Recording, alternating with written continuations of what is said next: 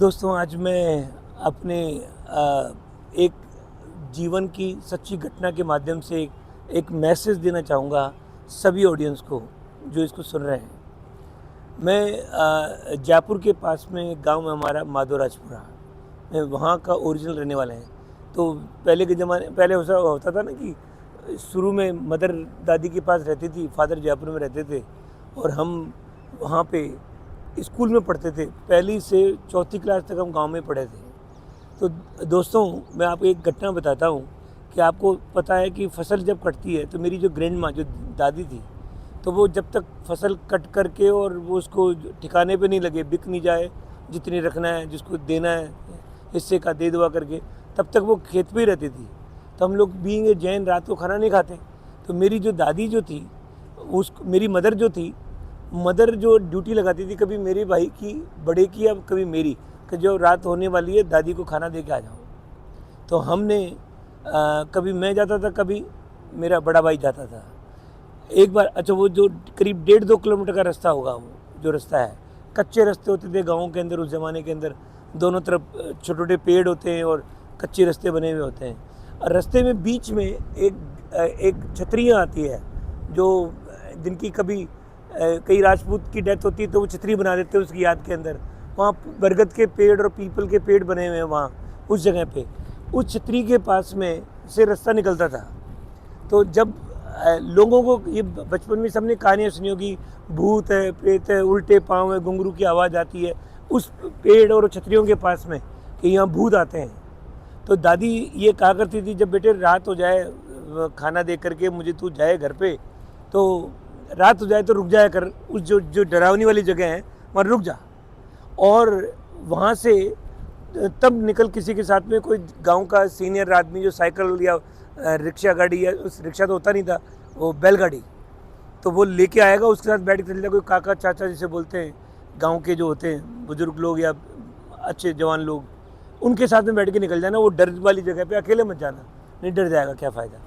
तो ऐसे हुआ, एक बार मैं दादी का टिफ़िन लेकर के, खाली टिफ़िन लेकर के आ रहा था और मैं रुक गया। मैंने कहा अभी थोड़ी रात सी हो रही थी, मैंने कहा अभी कोई आ जाएगा। कोई आया ही नहीं, कोई आया नहीं। और वो अब दूर से वो बरगद के पेड़, छतरियाँ वो दिखने लगी सारी की सारी मुझे, और वो सब कहानियाँ रिकलेक्ट होने लगी। अब भूत है, मुझे लगा कोई आ जाएगा, अभी आ जाएगा। अब कोई जैसे जैसे रात गुजरती जाए कोई आया ही नहीं, तो वो जो हवा चले तो छोटे छोटे पेड़ होते वो साए साए करके आवाज़ आने लगी।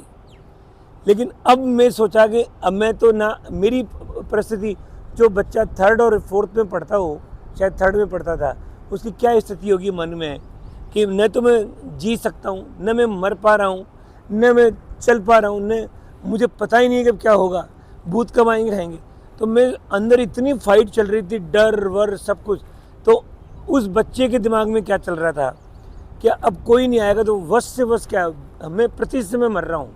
तो मैंने अपने आप के अंदर दम इकट्ठा किया और मैंने ये तय कर लिया कि क्या होगा वश से वश, कि जितने भूत हैं आएंगे और मुझे खा जाएंगे, मैं मर जाऊँगा, यही तो होगा।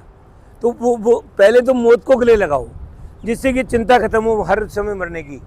तो मैं जोर से चिल्लाया कि जितने भूत है आ जाओ, और मैं मरने के लिए तैयार, आ जाओ, मुझे कोई। तो पहले उसको जीता और फिर तेज दौड़ने लगा है, क्योंकि धीरे धीरे दौड़ूंगा तो फिर, और चिल्लाता गया।